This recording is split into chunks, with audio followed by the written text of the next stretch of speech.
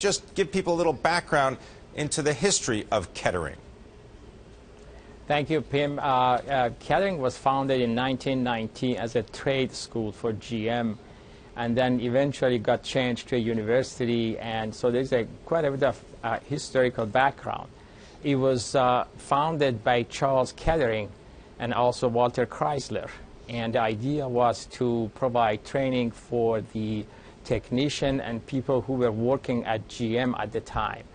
And after some time, they provided more intensive training, and it became an institute. It's called GMI, General Motor Institute, and eventually in 1998, the name got changed to Kettering after the boss, Charles Boss Kettering, who is the founder of the university. We offer cooperative education, and that means that all the students who participate in the program, they change between study and also work. So every Is that something, for example, that the chief executive of GM, Mary Barra, did while she was at Kettering? That's exactly what she went through.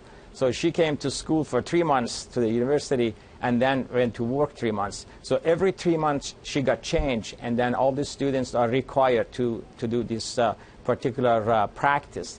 The beauty of the program is that when they are done, they are practicing professional. That's the main advantage, and Mary is an example of that. It's not just learning, you know, the science behind it, but also learning what is this for, what you can do it, and then more important, why, you know, we are studying what we are studying. So it's a very avenue to do practice what you learn. That's what we are famous for, and that's what the university is doing. Mary spent from 1980 to 1985, and then went through the same kind of education. And I had her in 1984 and 1985, that academic year, in a class. What can you recall about her time at the university? I think there's a lot of memories, particularly in the lab that I had her. She was very bright, extremely bright student, and also I remember vividly that she was always focusing on the assignment. After I was done talking about what the assignment is, she was ready to attack and then, you know, solve the problem. So very bright, and then, you know, hardworking. The other thing that I remember is she had a really tremendous spirit of collaboration, because a lot of the work that we did was teamwork. And then what she did, she always tried to participate and make everybody, you know, all the individuals participate and make them to be a part of the team. And you could see that characteristic, that she was the leader even at that time, because of the fact that she was the one who was taking charge, making sure that different part of the assignment is done properly. The other thing that I remember from her is she has tremendous communication skill. Some of these assignments, they had to present the result of their work.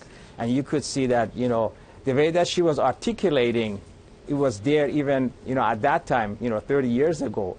And when I watch her, the way that she conveys the messages, you could see that she has the personality and the characteristic, not only discussing what she wants to do, but also to make sure that people realize we are all together in this.